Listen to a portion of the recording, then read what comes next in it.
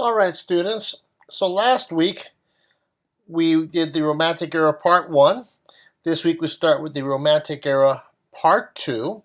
And we will start with these virtuoso pianists and composers of the era.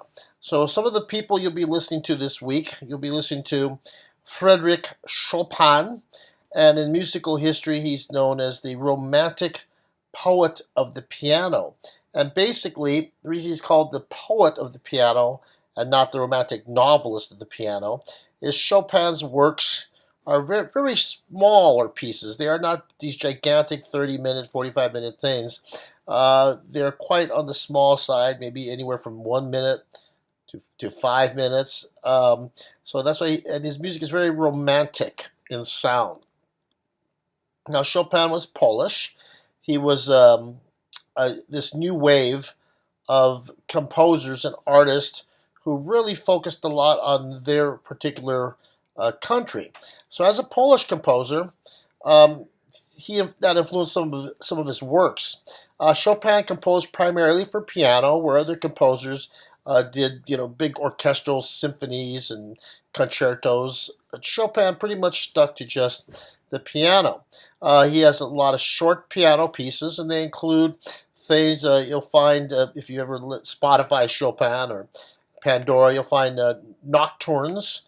Nocturne is a type of a piece that evokes a nighttime mood, very haunting and tranquil night, even romantic. Waltzes. There is a Chopin waltz on your week's modules. Etudes and impromptus, and there is a Chopin impromptu on your module.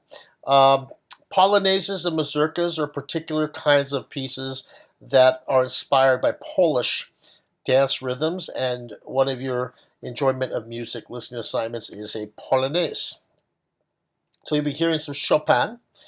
You'll also be hearing some Franz Liszt, and in an era of virtuosos, he was the greatest virtuoso of his era. Some of his more famous piano pieces are the Transcendental Etudes and the Hungarian Rhapsodies. And I mentioned this in my Liszt assignment. Franz Liszt was the rock star of his generation. He was an insane performer. His pieces at the time, were so difficult that nobody but Liszt could play these compositions. So I think you'll enjoy listening to Franz Liszt and kind of comparing the Chopin romantic piano style against the Franz Liszt romantic piano style.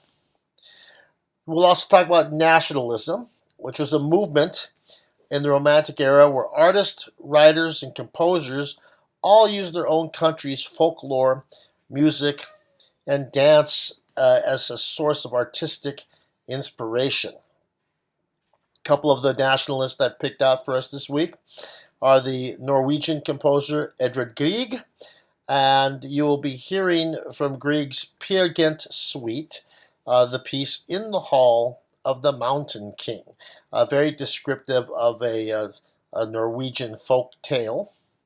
And you'll hear some Modest Mussorgsky, a Russian composer, and again, his music is very Russian sounding, and he's famous for Night on Bald Mountain, which I did put a video on a previous week, and a little bit of his pictures at an exhibition.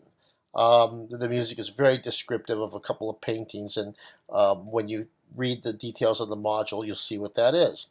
This week, we will also listen to Peter Tchaikovsky, a Russian composer. And Tchaikovsky, in addition to writing some of the most famous music that you guys have heard it's very popular, it's in the mainstream. Tchaikovsky was a master of orchestration. And what that means is when you are writing pieces for a symphony orchestra, it's not enough to come up with a good tune. You really have to know how to use all those colors of the orchestra and how to combine them so they really work well. And Tchaikovsky's music is extremely emotional, passionate, and dramatic. Now, Tchaikovsky is the master of the ballet, In fact, the most famous ballets ever written and performed throughout the world are his ballet, The Nutcracker. Nutcracker is a Christmas fantasy.